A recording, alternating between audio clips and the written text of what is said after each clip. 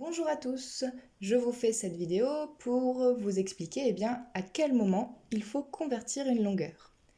Mais d'abord, que veut dire convertir une longueur? Convertir la longueur d'un objet, c'est changer d'unité pour en parler. Mais l'objet, attention, lui, il garde la même longueur. On change juste la manière de l'exprimer. On va prendre un exemple. Voilà mon cousin. Il mesure 1,24 m. Si je le convertis en centimètres, 1,24 m, je vais trouver 124 cm.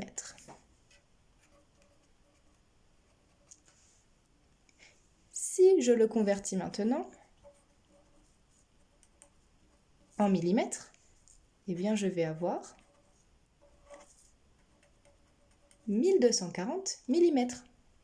Mais pendant que j'ai converti cette longueur, mon cousin, lui, il n'a pas changé de taille.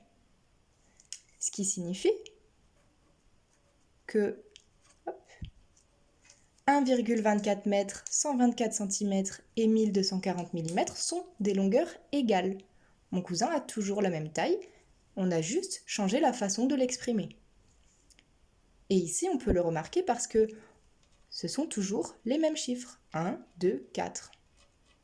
On a juste ici rajouté un 0, mis une virgule. La longueur reste la même. Donc maintenant, nous, on veut savoir quand est-ce qu'on doit convertir une longueur dans une autre unité. Premier cas, quand je dois comparer une longueur, ça veut dire quand je cherche à savoir laquelle des deux longueurs est la plus grande, par exemple. Donc on va prendre cet exemple pour l'expliquer. Miguel pense qu'il est plus grand que son frère. Miguel mesure 1,45 m et son frère 1375 mm. Je vais commencer par dessiner le problème pour me le représenter. Dans ce problème, il est question de Miguel et de son frère. Donc je vais commencer par dessiner Miguel.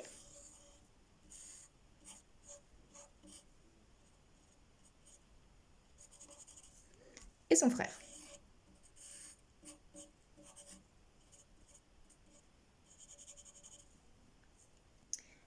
Que me dit-on d'eux? On me dit que Miguel mesure 1,45 m. Je l'écris. Et on me dit que son frère mesure 1375 mm. Ici, dans ce problème, je veux savoir si Miguel est plus grand que son frère. Donc, je cherche à comparer 1,45 m avec 1375 mm. Mais pour pouvoir les comparer, je dois absolument les convertir dans la même unité de mesure. Quelle unité je vais choisir? C'est tout simple. Je regarde toutes les unités qui sont utilisées dans le problème et je choisis la plus petite. Ici, on a des mètres, des centimètres et des millimètres. Donc je vais choisir de tout convertir en millimètres. Donc je vais convertir 1 mètre et 45 cm en millimètres. Et je trouve 1450 mm.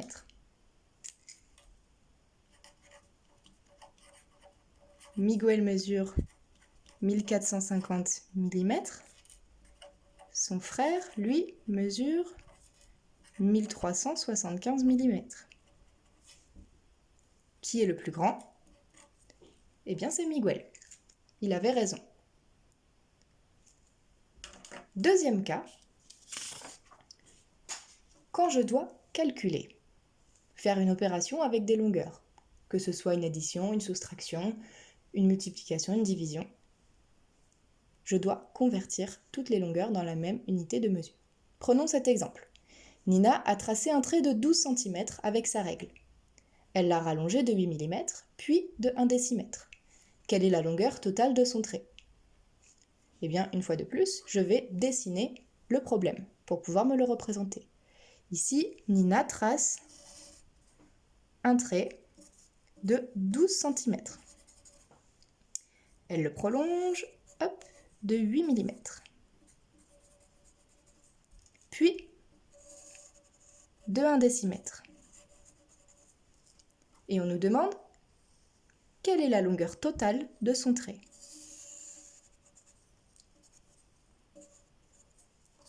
Pour pouvoir résoudre ce problème, je cherche finalement à additionner 12 cm, 8 mm et 1 décimètre.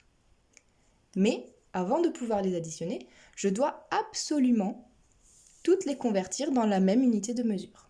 Et encore une fois, je choisis l'unité de mesure la plus petite qui est utilisée dans le problème. On a des centimètres, des millimètres et des décimètres. Donc, je choisis les millimètres. Je vais convertir donc 12 cm en millimètres et 1 décimètre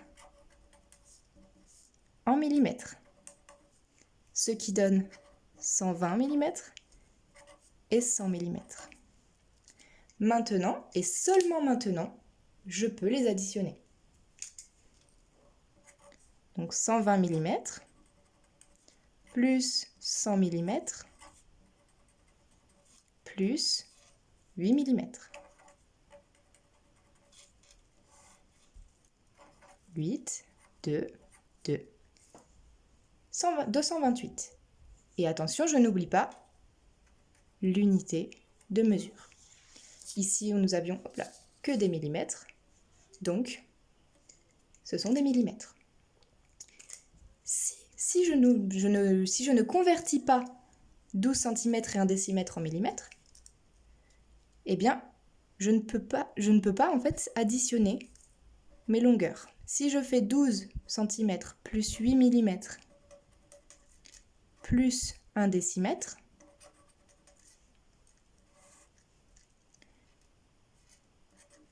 hop, je retiens 1, 21. Je trouve 21. 21 et 228 sont vraiment des chiffres différents, des nombres différents.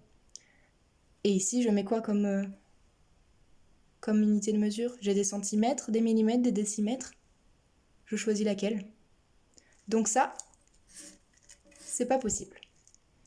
Je dois absolument convertir en millimètres pour pouvoir les additionner.